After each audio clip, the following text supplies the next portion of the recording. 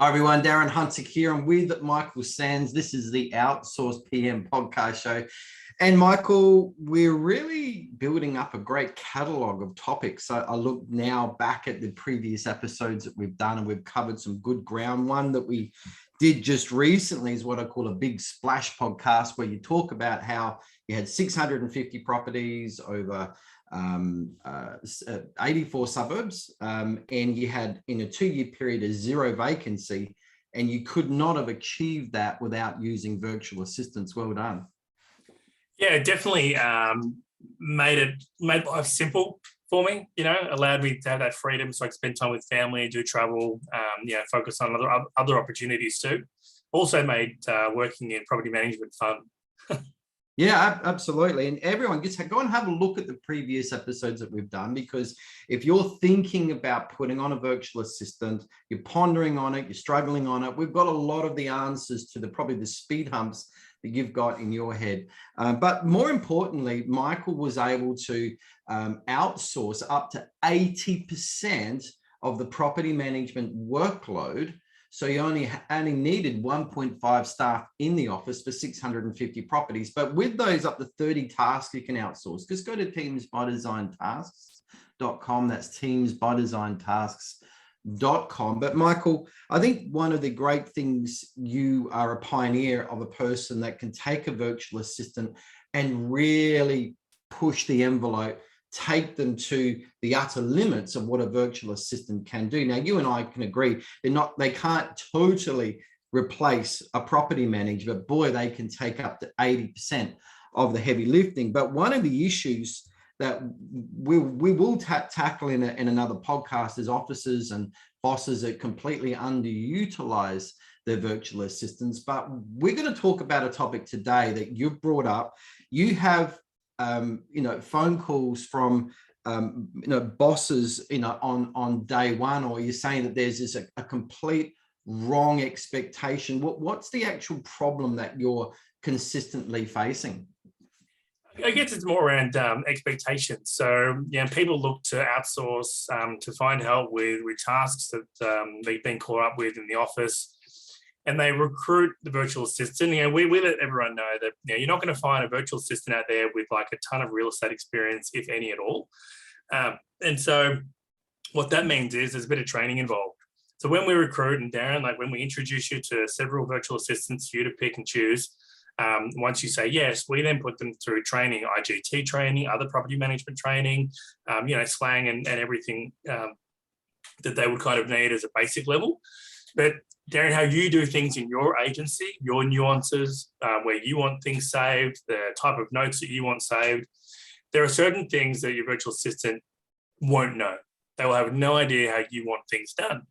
So whilst we can give the virtual assistant a base level and they can do some ghosting with other team members on particular tasks, how you do things in your office is unique. Yes, property management is quite similar across the board, but how you do it your way is unique. And Darren, I wouldn't suggest that if you had someone in your office working on your tasks in general, when they came across to my office, even though property management's the same, they would have struggled because I do things differently. In fact, I lost staff members because of how we did property management, because I didn't want to make it hard. I wanted to make it streamlined and automated.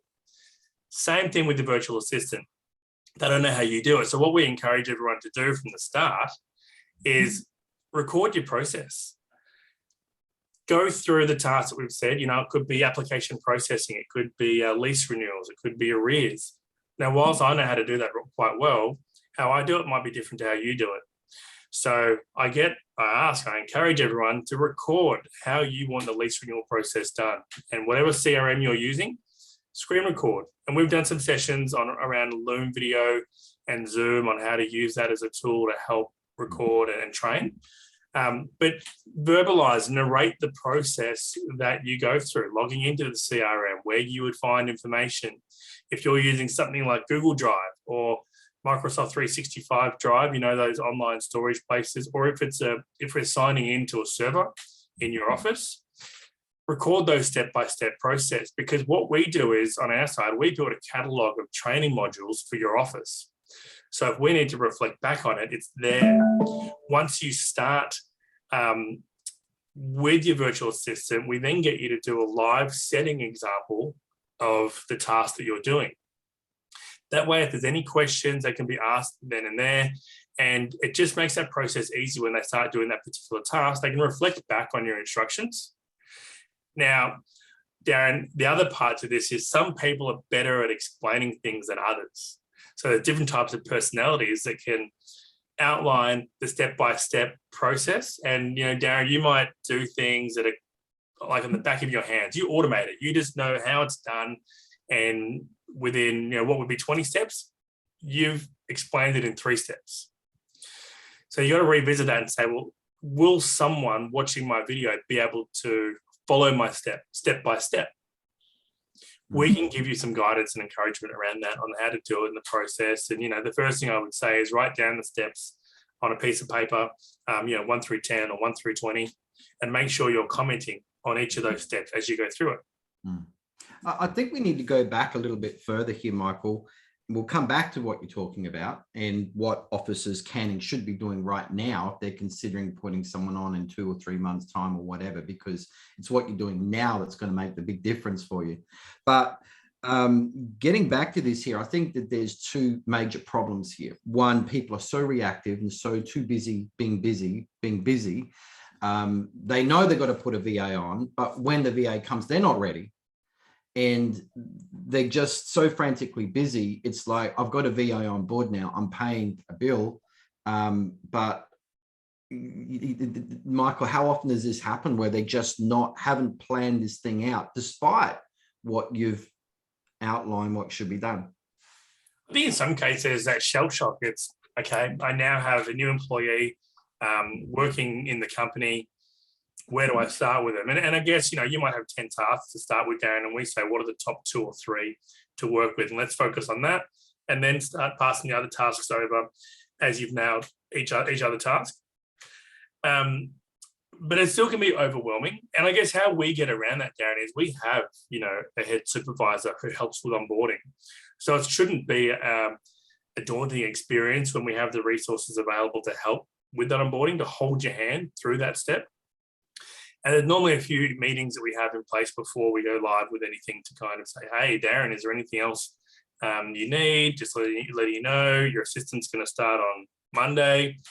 Have you done the video recordings? But again, you nailed it on the head. A lot of people are just quite busy, too busy. Frantic busy, just busy. Frantic busy. And a lot of the times they're just busy being busy. Like they're not actually, they actually do have the time in their day, but people are a product of their environment and they're just getting swamped and, they're spending 8 hours doing what they could be doing in 4 hours.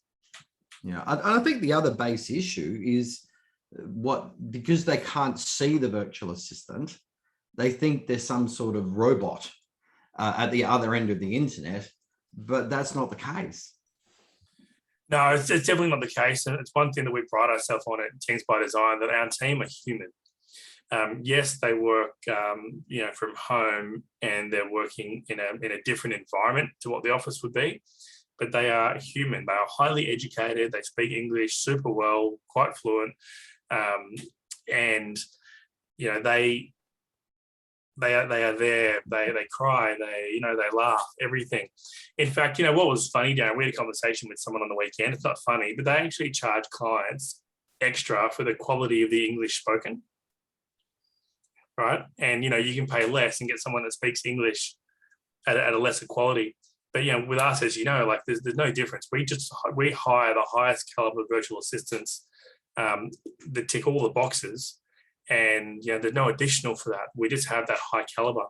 And what they do look for are clear instructions from you on how you want things done, because they don't want to make a mistake. They don't want to get it wrong. They want to make sure they're performing at 100%. I mean, you're providing the base, the office needs to mold them, but they somehow delete out of their mind that there's a molding process that needs to happen because they feel that person's already molded, or they're just too busy to do the molding. But the molding process is essential. So let's just keep on with this, Michael, what are the problems that can happen if we have a wrong expectation, that we are frantically busy, we're not prepared, we haven't followed your instructions, Michael, about we've got to get tasks time banked. And for everyone with screen recording, please, there's two main ways to screen record. One is using Zoom. I'm actually screen recording right now, this podcast. And I'll have an MP4 video file at the end of it that I can load to YouTube. I could load anywhere that I like.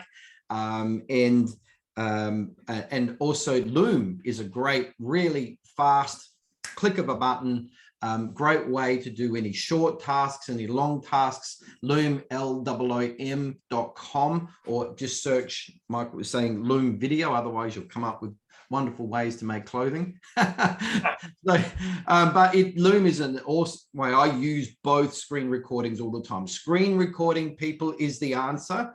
But what are the problems, Michael? We've got a wrong expectation. We're too busy being busy.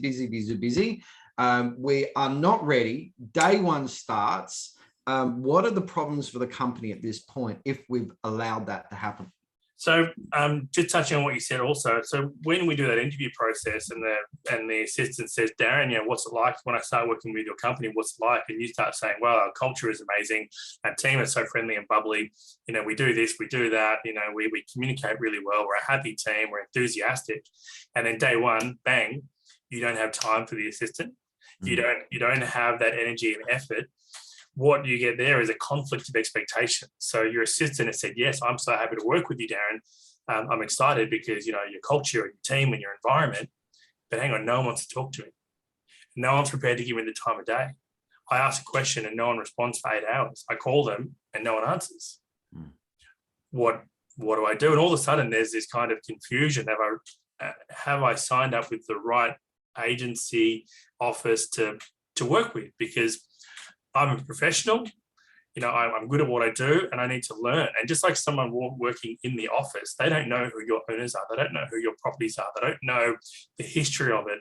And there's always that gentle education and understanding. But a virtual assistant, somehow, if they don't know all that information, they're like, whoa, have we made the right decision? The difference is if someone is in your office, Darren, you give them more rope than normal. You kind of think, okay, well, they can just kind of get familiar with the computer system. They can look through the CRM and become familiar with it. And I'll just keep doing my work and they'll ask me questions as they need to, and I'll put things in their diary. But with a virtual assistant, there's an expectation that, well, why aren't they doing anything? I'm paying them for 8 hours a day and they're not doing it. So there's that expectation that the client, the real estate agency, they also have to meet their part of the bargain. They have to be prepared to put like an hour aside or 2 hours aside every day to go over the tasks that they want done that day, and then check in and answer any questions and be receptive and responsive. So it's like you're looking for a job. Let's say you're a person, you're looking for another job. I know bosses that, you just pretend for a second. You are looking for a job. You look on LinkedIn and you see this wonderful write-up, due to our growth, we're needing to take on more people. We have a wonderful office culture. We really look after you, blah, blah, blah, blah. Looks great. Day one, you start, everyone ignores you. You ask for help. Sorry, we haven't got time for you. Just negative, just ghosting you, just not, and you just, oh my goodness me, what have I done? And this is how the virtual assistant is feeling. If we now translating that to the virtual assistant arena, if this happens, we've talked about the problems for the company, but what now for the virtual assistant? What are the problems that can happen, or what are the issues or extra complications we can expect or possible happen with the virtual assistant from this point if we're coming in such a reactory mode? There's that loss of motivation. And as you know, like any staff member that suffers from loss of motivation, it becomes visible. I guess the benefit of like Teams by Design, we have that team environment behind the scenes. So a lot of our team members have that consistent motivation, but you want them to buy into the company ethos. You want them to buy into the agency, to know everyone, to learn everyone. And one of the things we tell agencies to do is every day do a video meeting. It could be 2 minutes. It could be 5 minutes. Just do a video meeting every day to set the goals and the agenda for the day. You can be on your phone, Darren, using Zoom on the phone, whatever it is, set the expectation. We see a 10x difference when the communication daily is kept up, 10x, because they're enthusiastic, they're excited, you know, that they get to they get to buy in. I was talking to another client the other day, and they actually have the Zoom running like 8 hours a day with the assistant. Just sits there on their computer while they're working in their office, so they can see the whole time. As if they were sitting in the office. Yeah, it's not a bad idea. Like, it's not That's a good idea. I mean, you can set up a separate monitor and have that, open that window on that monitor, and there they are sitting there and saying hello at any time. And I think that's I've never thought about that, but I think that's a great idea, you know, putting that person in your office. Yeah, and, you know, put them on mute. They can go on mute when they're taking phone calls and working away, and they can just go unmute and say, hey, Darren, I've got a question. Or, you know, keep it on mute the whole time. They can call you on the extension. Darren, can you help me out here? Then you go over to that computer and you know, share screen. So simple. I mean, like, that is an excellent way, if you have the luxury of having a spare computer in the office, to do that. Or you can just have, you know, Zoom, multiple screens. I've got a few screens here, and a bit harder for us to have Zoom going all the time with all the meetings we have on Zoom.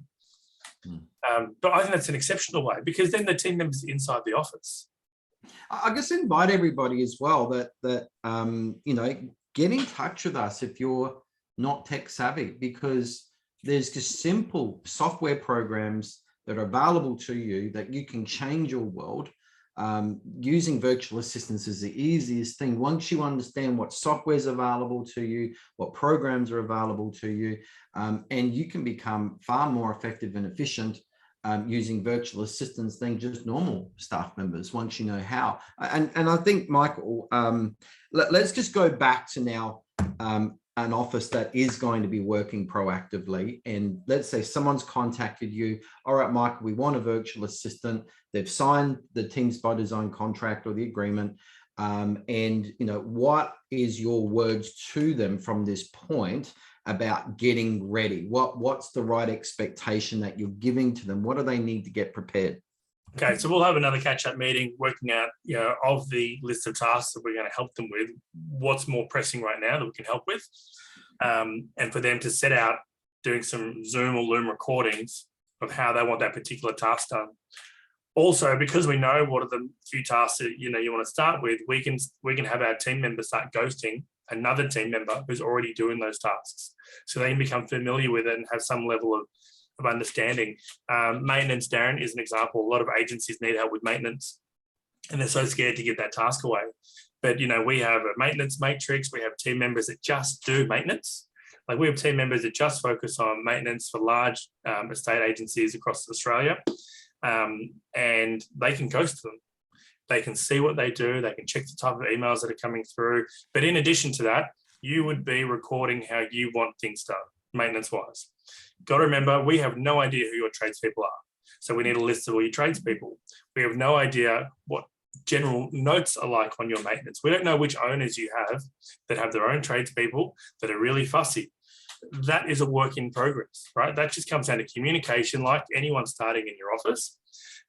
So Darren, maintenance comes in as an example. We then have to go to the CRM. We look at the property address. We see if there's any notes there. This owner has their own tradesperson, or this owner needs 3 quotes, or this owner has a limit of $1,000 or $500. Once we know that, those parameters, then it's like, okay, great. Who are your tradespeople? These are the main tradespeople, and we can use anyone on that list. Great. Then we're going to assign the job, and it becomes a really simple workflow. But to start with, we have no idea. How would we know which of your owners have their own preference and spending limits and so on? So we get you to kind of give us a guide, do a recorded walkthrough so we know. And then it's a case of questions and end of day reports and communication. And Darren, you can't really give me an objection, because I can tell you multiple agencies across the country where we've come in and cleaned up their entire maintenance, gone through, sorted out all old jobs, made sure the invoices are in there, contacted the tradespeople, contacted the tenants, contacted owners, made sure everything's been done and cleaned it up. We have been able to do what agencies internally can't do. So there's no reason to kind of think, oh, this sounds too hard, basket. simple communication, bit of direction, of clarity helps so much because we can do the rest. Yeah, it does. So let's go again through time banking. All right, you got a lot about time banking. It sounds like a great term, but let's be really specific on what actually time banking is from start to finish. So time banking for us is when you've got a task, let's say it takes you 1 hour to do a lease renewal, let's just say, and it takes you 20 hours to train to perfect that lease renewal. And I'm just pulling a figure of 20 hours there, okay? Once you have trained your assistant and spent the 20 hours and they're now proficient at doing that lease renewal, after the 20th time that they have done that lease renewal, every single lease renewal that takes them an hour after that point, you now have a time bank of 1 hour. If you're doing 10 lease renewals a week, that's 10 hours a week you're getting back in your time. That's 10 hours that you can put towards income producing, customer service, growth.